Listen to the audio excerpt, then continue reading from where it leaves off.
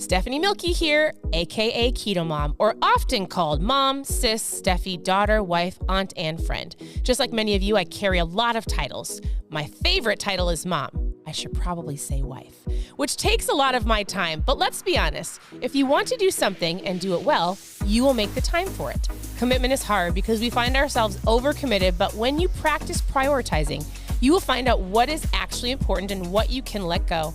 With the Keto Mom podcast, you will learn together how to manage our time, commit to the most important things in life, and I will equip you with the tools you need to feel qualified each step of the way. My name is Stephanie Milky, and welcome to the Keto Mom Secrets podcast. Good morning, everybody. Welcome to the Keto Mom page. My name is Stephanie, and I'm going to talk about training fleas. I'm going to read a story to you. And you want to know what's interesting is I often think, I was reading this morning, I read my own books, I read my Bible in the morning, I read different things that I'm going through, and then my goal is to look for something that can encourage you. And I realized today, well, it doesn't really matter. I was going to read an actual story to you, and however it pertains to you, however it hits you, however you hear it, my hope is that you receive it and then you take action. I often sometimes feel like I have to put things in black and white and help people 100% with their goals. And then I thought, you know what? I actually just need allow people to hear things and to receive things. And then it's up to you to take action. I've said this on the page many times. There is so much information to help you in any area of your life. There is no shortage of information in our lives. What you have to do and what you get to do and what you are blessed to do is to learn something and to put it into action, right? Is to break barriers, is to do uncomfortable things, is to try new things. That is what you get to do if you want to reach the goals that you have on your heart, right? So, I would love for you to say good morning. Good morning to all of you. Thank you for tuning in. Your presence matters. I want to hear from you. So, good morning. Good morning, Erin. All right, I'm going to read something to you because it actually is really interesting. And however it pertains to you, whatever pops into your mind, here is what I would say.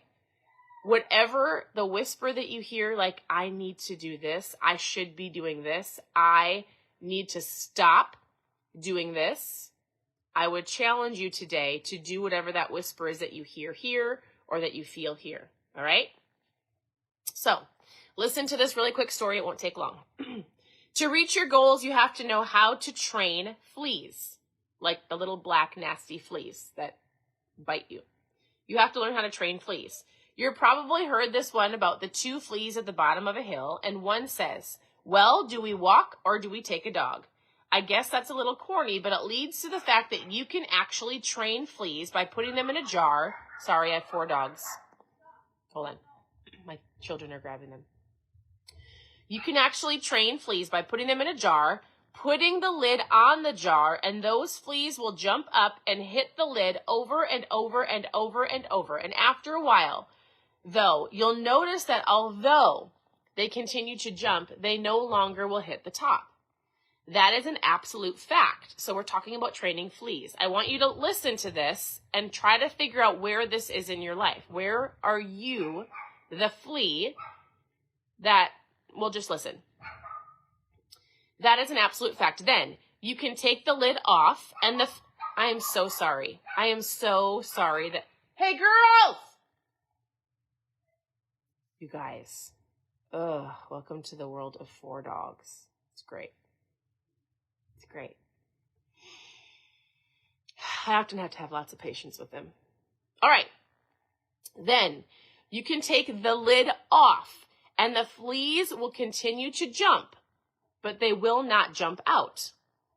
They have conditioned themselves to just jump so high. And once they're conditioned themselves to jump so high, that's it. That's all. They will never jump out of the jar. Humans are exactly the same. They start out in life ready to climb the mountains, write the book, break the records. Along the way, they bump their heads or they stub their toe. They become what's called, what is this word? Sniope? S-N, sniope? They are people who are susceptible to negative influences of other people. So, the question is this. So, are you being susceptible? Are you being told? Do you have a lid put on you? Has somebody said something to you? Do you believe something that is keeping you here when you should be here? Keeping you here when you want to be here, but you won't go after it because you've been here your whole life? What are the things people have told you? What are the things that you were believing? What are the lies that you were told? Are you the flea that jumped, hit their head, and now you have an awareness that you can actually do more than you ever thought you could, but you're afraid to get out of the jar? A classic example of a 4-minute mile, he says, for years, athletes were told, for years, athletes have been said, I'm going to break the barrier. I'm going to break the barrier. I'm going to run a mile in 4 minutes. There was a man that said, I'm going to run a mile in 4 minutes. They would toe the line. They would get ready. But even as they were towing the line, they never broke the barrier because the coach's voice said to them, man, you will never make it. You will never run the mile in 4 minutes. You might get it in 4:02. You might get it in 4:03. But there will never be a 4-minute mile ran. It's impossible. Nobody broke the barrier until Roger Bannister came along. First of all, Roger Bannister was a superb athlete. Second, he had a tremendous positive mental attitude. Third, he was a goal-setting personified, whatever that means, personified. He measured his strides. He had it broken down to the very minute, to every degree that he had to do to accomplish the goal that everybody said couldn't be done. The plans were set, and he ran a mile in a little less than 4 minutes. One of the classic pictures of all time shows Roger Bannister crossing the line in 4 minutes. There's a whole bunch to the story. I'm not going to read all of it. A lot of lessons in this event happened. The difference between winning and being second is very small. Second, too, it's not a very good idea to be looking back when you ought to be looking forward. He shares his life and why he did what he did.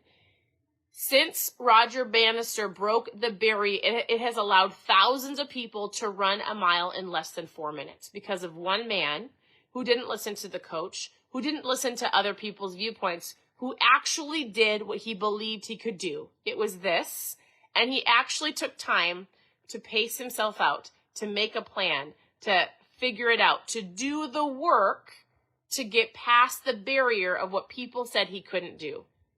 So, where in your life have you or other people put barriers on yourself? Are you the flea? Have you listened to the coach that said it'll never be done? Have you stubbed your toe? Have you gotten hurt? Has it hurt? 100%. I could easily say to myself, listen, I'm not going back to CrossFit. It hurt so bad yesterday and today. It took me, like, every time I sit down, I go like this. Ugh! You guys, my body hurts so bad.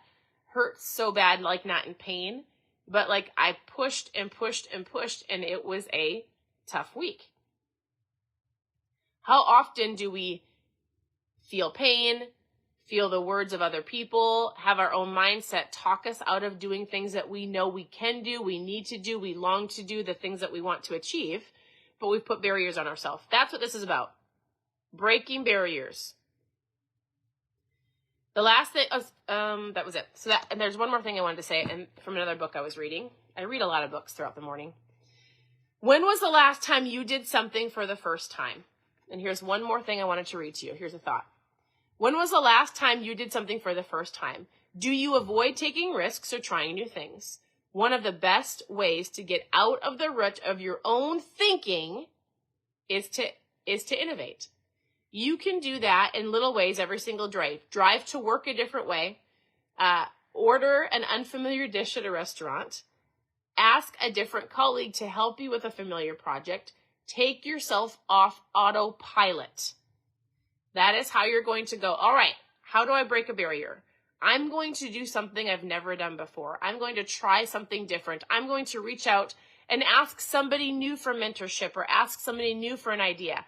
I'm going to do something different to get me out of the rut of my life, to get the cap off my life, to believe I can do something that I truly long and I want. Because you can. And if all we're doing is speaking to your fat loss journey, there's probably something different you need to do. Maybe something else you need to implement, something you need to say no to. I don't know how this is going to speak to you or the things that are on your heart, but do not be the fly. Do not be the flea that is in the jar. Maybe you've gotten, and maybe it's been 30 years or 40 years or 10 years, and you're like, oh, I've settled. I have been hitting my head on the top of the lid, or I haven't been giving my life everything I have. I haven't been going after the things I want to achieve. I have let other people, circumstances, environments, or my own mind limit me to what I truly know I can do.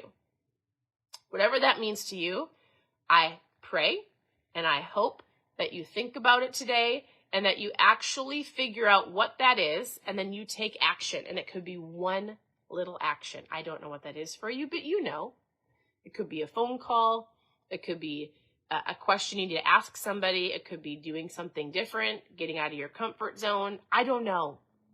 I wish I knew all of the answers for all of you so I could give them to you and you could just go do it. But you have to figure that out. So, all right, that was this morning. Thank you for tuning in. I truly appreciate it. I love seeing when you hop on.